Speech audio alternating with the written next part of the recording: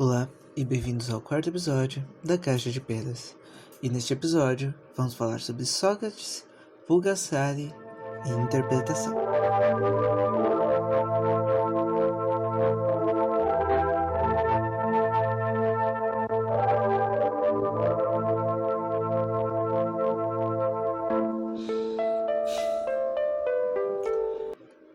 E para explicar, eu vou precisar de um pouquinho de contexto. Há muito tempo atrás, eu li o livro do Julgamento de Sócrates, e nesse livro tem uma parte que me deixou pensativo. Esse é o livro que Sócrates está sendo julgado, por muitas coisas, pela cidade. Não vem ao caso. Se puderem ler, leiam. O livro é muito bom. E eu não sabia o final, apesar de ser meio óbvio se você conhece a história. Mas se você também não sabe o final, leia, vai ficar meio impressionado. E tem uma hora que ele tá sendo julgado por dizerem que ele é sábio, umas loucuras, pá. E ele bate no peito e diz que é o sábio mesmo. E ele conta a vez que ele foi em várias pessoas tentando encontrar alguém que fosse mais sábio que ele. Sabe o negócio do só sei que nada sei, se você acredita que sabe demais? Não é pra esse vídeo. E primeiro ele foi nos políticos, ele foi numa negada, mas o que interessa pra essa parte é quando ele chega nos poetas. E eu vou ter que ler ele aqui, pera aí. Ora, é preciso que eu vos descreva os meus passos, como de quem se cansava, para o oráculo se tornasse acessível a mim. Depois dos políticos fui aos poetas trágicos e dos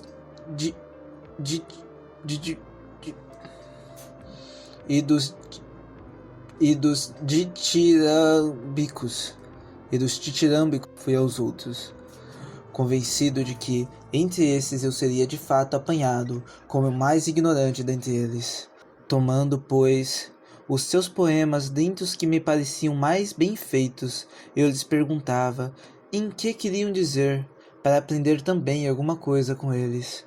Agora, ó cidadãos, eu me envergonho em vos dizer a verdade, mas também devo manifestá-la, pois estou aqui para afirmar que todos os presentes teriam discorrido sobre tais verbos quase melhor do que aqueles que os haviam feito. E agora, do nada, vamos falar um pouquinho sobre Pulgasari. Esse filme tem uma história muito interessante, que eu vou dar uma resumidinha aqui. O diretor desse filme e sua esposa foram sequestrados pelo governo norte-coreano para fazer esse filme. A história é bem interessante, tem um documentário chamado Os Amantes do Ditador, que eu descobri que existia só agora há pouco, então não assisti, mas parece legal. Mas falando sobre a história do filme, ele começa em uma vila pobre, mas que abriga um grande ferreiro, e em um pequeno exército de rebeldes. O governo chega nessa vila e pede para o ferreiro fazer armas para ele. O mais velho ferreiro avisa que não tem mais metal, então o governante ordena que seja pego todos os objetos de metais e sejam dados ao ferreiro. E os soldados pegam os equipamentos agrícolas. E sem os equipamentos agrícolas, sem agricultura, e o povo da vila não vai ter comida. O ferreiro, como agente fino, decide devolver tudo para o povo. O governo descobre e o negócio que já estava um drama fica ainda mais dramático. É tristeza em cima de tristeza. O ferreiro é preso, torturado e para que seus últimos suspiros pede a Deus e a terra algo que venha para acabar com tanta tristeza. E no outro dia, na sua casa, sua filha encontra o pequenino Pulgasari. Talvez esteja falando o nome dele errado. Vida que segue. O pequenino Pulgasari, que eu tenho que dar uma pausa na história aqui para ressaltar. Ele é extremamente fofinho. Olha pra ele. Ele fica um pouquinho maiorzinho e continua super fofinho. Menos nessa parte que ele arranca o olho desse cara fora. Essa começa a ficar meio estranho. Mas voltando pra história. Ela encontra o Pulgasari e ele começa a comer ferro como se não houvesse amanhã. E toda vez que ele come, ele fica maior. E logo ele entra para o exército dos rebeldes. Olha que estranho ele de tamanho humano. Mas com a ajuda do Pulgasari, eles começam a vencer várias batalhas contra o governo. E cada batalha, eles alimentam ainda mais o Pulgasari, e ele ainda fica ainda maior. Até que fica de um tamanho de um caju de respeito. Acontece muita treta e o visual do Pulgasari vai ficando cada vez mais assustador. Pessoalmente, achei maneiro. Então eles finalmente ganham do governador e liberam o povo da tirania do imperador. Mas a fome por ferro de Pulgasari não diminui com a derrota. E o povo continua tentando achar maneiras de alimentar seu salvador. Até que chega ao ponto que eles entregam as ferramentas agrícolas pelas quais o ferreiro se sacrificou no começo do filme e Pulgasari nasceu para proteger.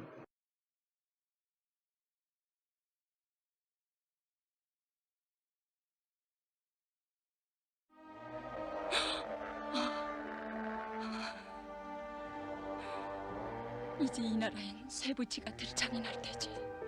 그땐 사람들이 늘 앞세우고 남의 나라를 침범하지 않을 수 없을 게다. 그럼 온 세상이 모두 전쟁 마당으로 화를 깨고 세상은 망한다. E no fim, a filha do ferreiro sacrifica sua vida para destruir o Pulgasari, pensando nos males que ele podia trazer ao mundo.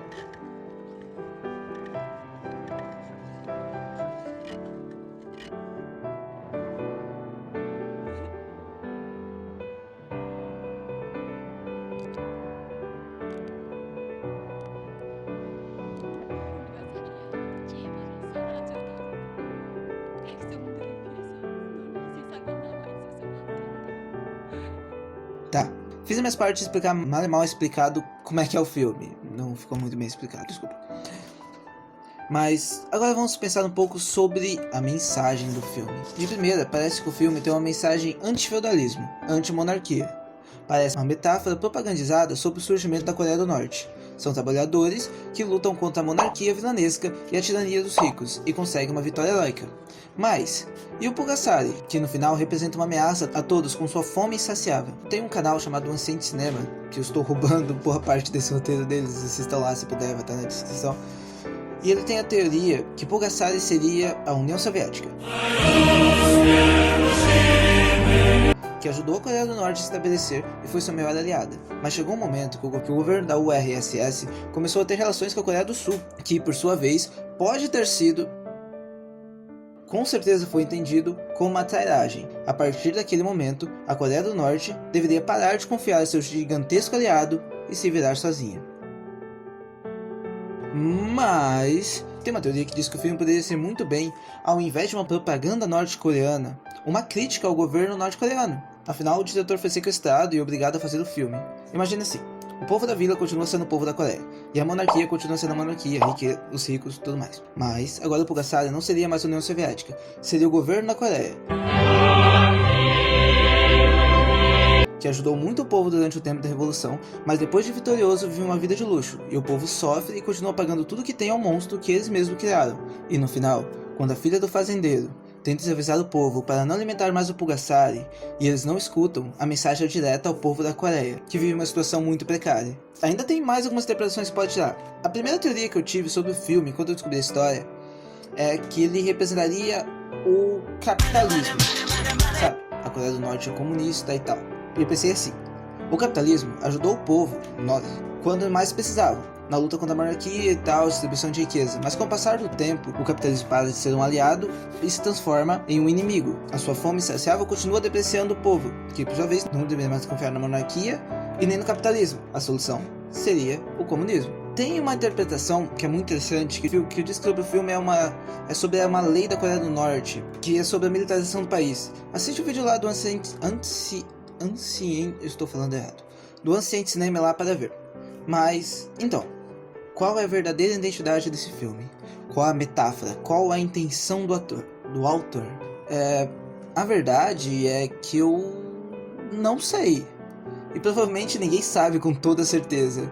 E não tem nada de errado com isso. E agora vamos pensar um pouquinho no que Sócrates disse no seu julgamento sobre os poetas. Ele se envergonhava em dizer que qualquer um na plateia poderia dar significado maior aos poemas que o próprio poeta podia ter pensado. Aí ele fala que os poetas não fazem por jeito, que não tem estudo. E eu não sou um sábio. Na verdade pode dizer que eu sou o contrário de um sábio. Mas nessa parte eu discordo de Sócrates. Em relação ao que ele fala que os trágicos não faziam por sabedoria aquilo que faziam, mas por certa natural inclinação, intuição, assim como as divinas e vetes. E ele diz que eles falam belas coisas, mas não sabem daquilo que dizem.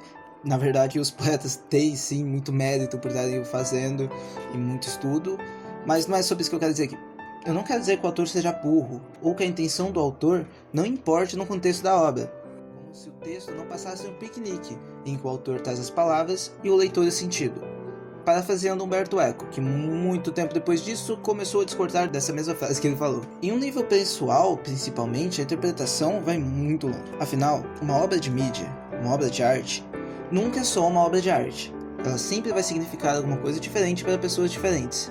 Por exemplo, eu tenho certeza absoluta que o autor de Gintama não escreveu o mangá dele pensando em um Madara brasileiro, mas esse mangá tem um grande significado para mim. e eu consigo traçar várias conexões entre ele e minha realidade. Outro exemplo é com uma parcela grande de certeza, a J.K. Rowling não escreveu seus livros pensando em traçar uma relação da história do Harry com um jovem trans que acabou de descobrir isso e tem que agora lidar com todas as repercussões.